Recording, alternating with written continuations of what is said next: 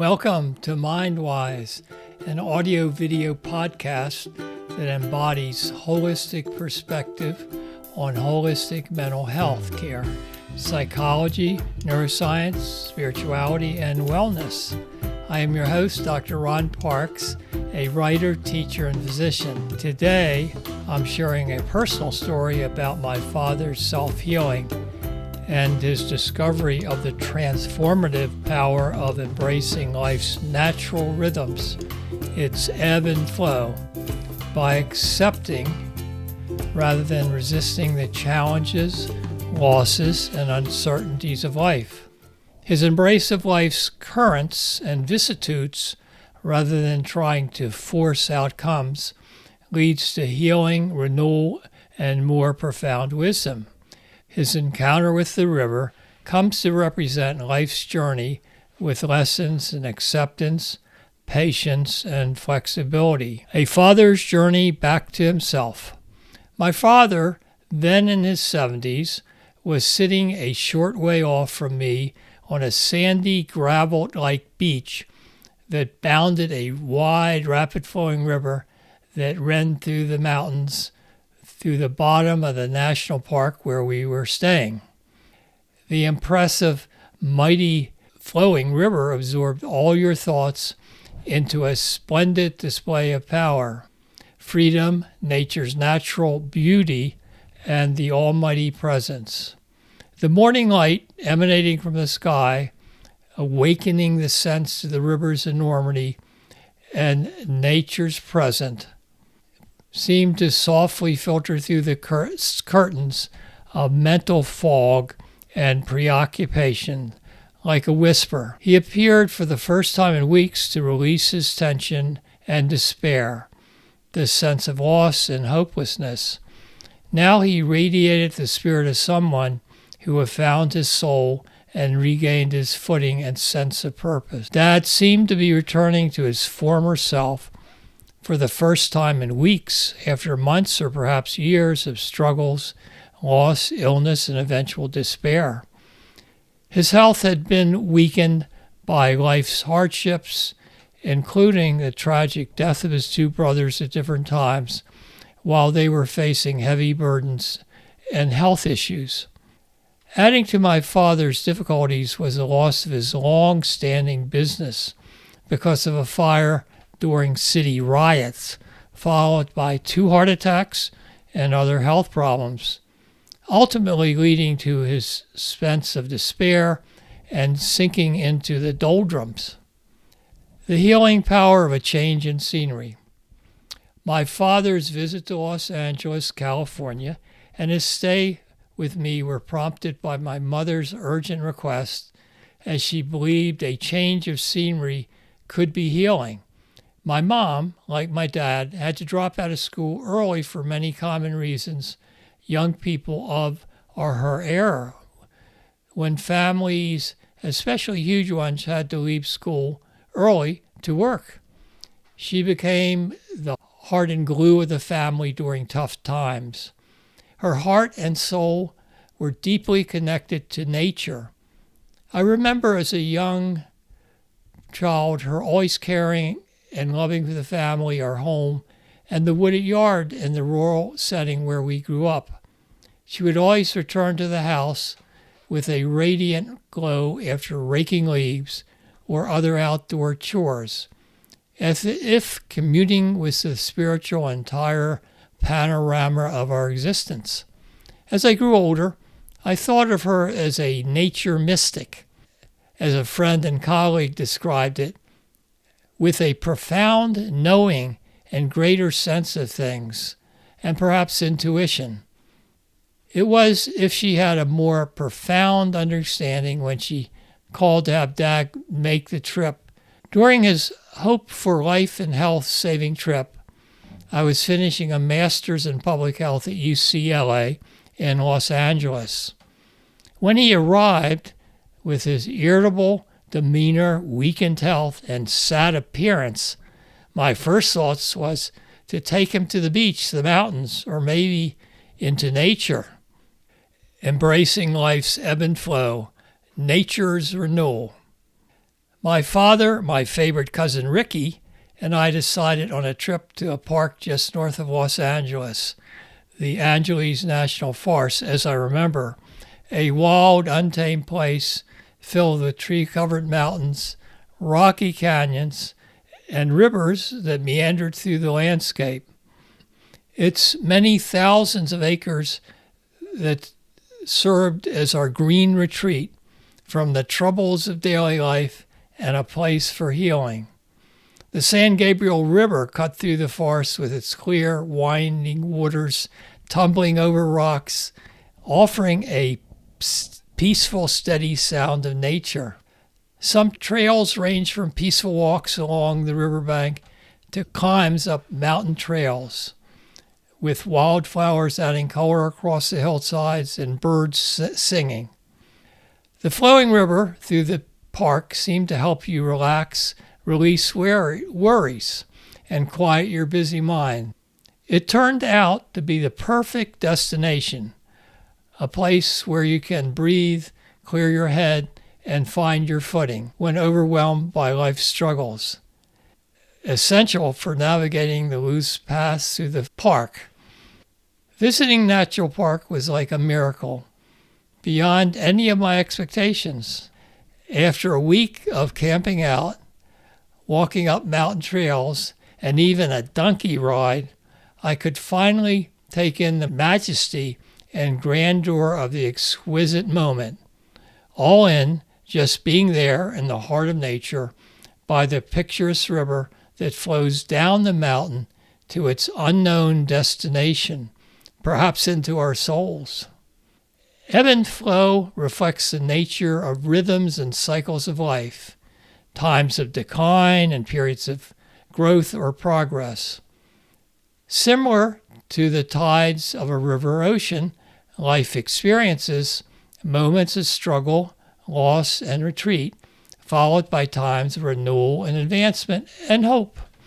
My father's journey was about accepting life's ebb and flow, embracing both hardship and joy as part of an ongoing process, allowing nature and time to restore the spirit. It involves understanding that tough times will eventually give way to better days, and that both are essential for personal growth and resilience.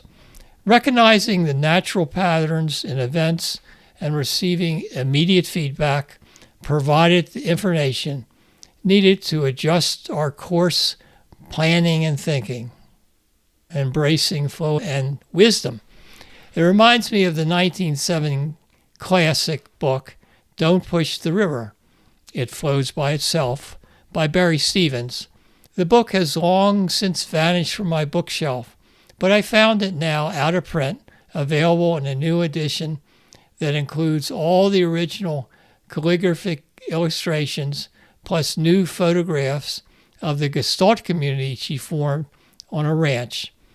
The book recounts Stevens' explorations and her connection with Fritz Perls, the famous philosopher and psychologist, her experience with Gestalt therapy, Zen Buddhism, J. Krishnamurti's philosophy, and Native American spiritual practices.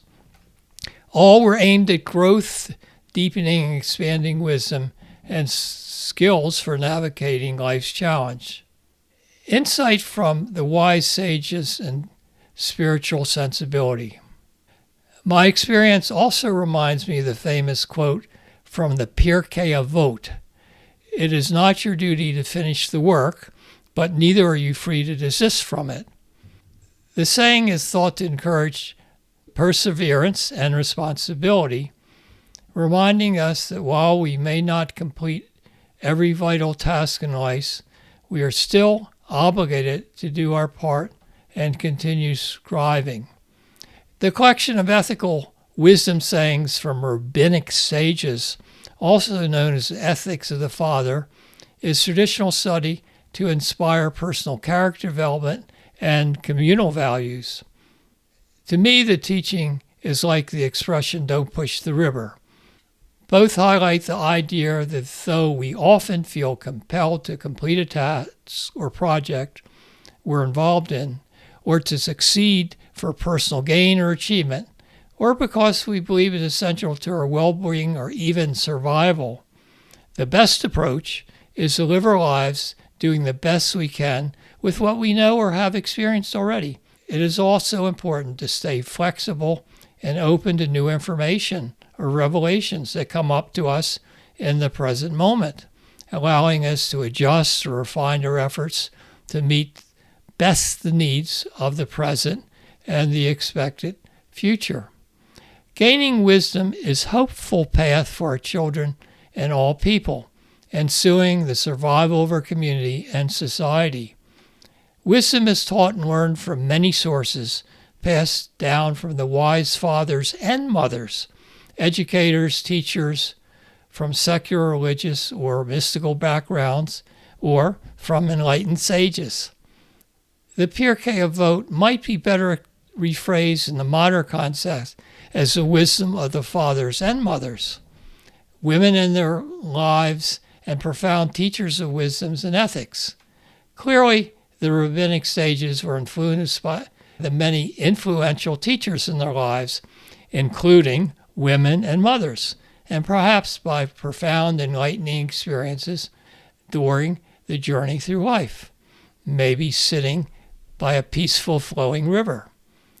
Dream of a river acceptance with the flow of life.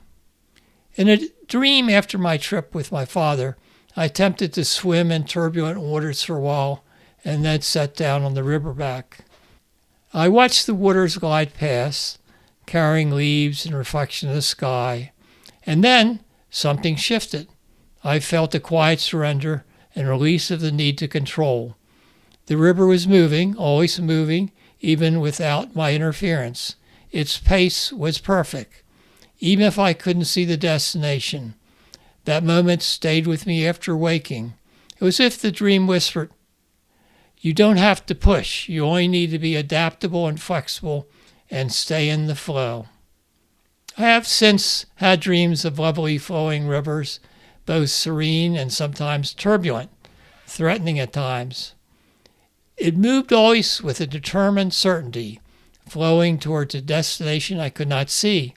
I would stand at its edge or even be in it to challenge the currents, trying to staying afloat or get to my unknown destination, or perhaps to survive.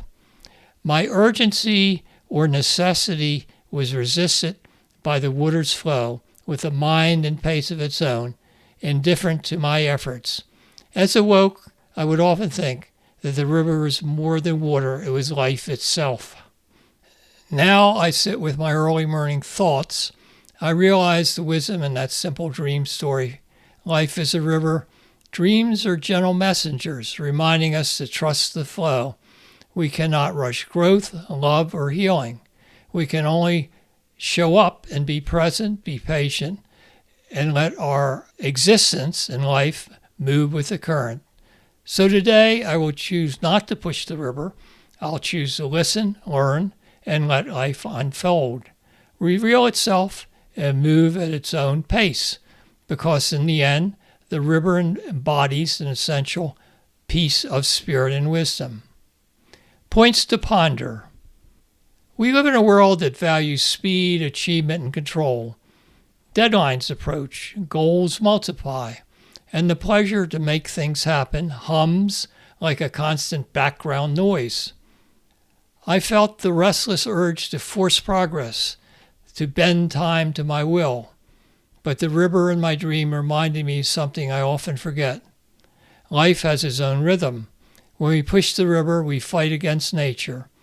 We tire ourselves trying to speed up what naturally unfolds at its own pace, offering us touches of reality and grounded insights to guide each phase of a creative journey. I think of times when I tried to rush decisions, force relationships, or demand clarity before their proper times. Each attempt left me frustrated, entangled in the resistance or emotional negativity. The river or true nature reality does not respond to force. It responds to loving acceptance and patience. Considering our human limitation, It is wise and practical on focusing on what we can achieve within our capabilities.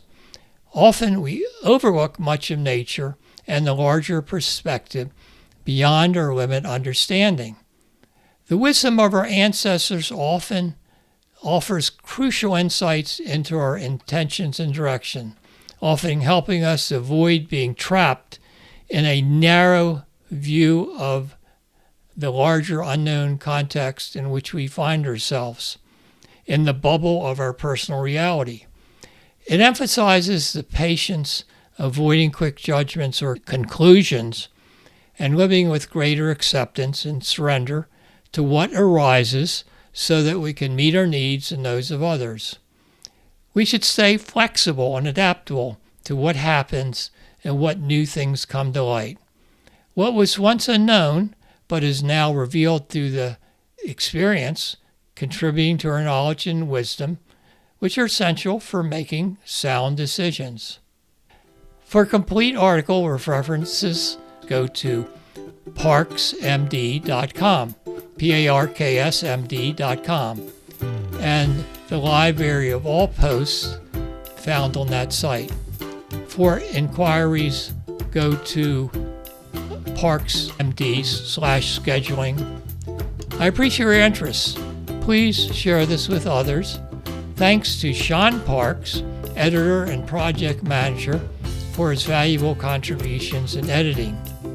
All content is created and published for educational purposes only. It should not be considered as a substitute for professional medical service or guidance. Always consult a healthcare provider for care related to medical or mental health conditions.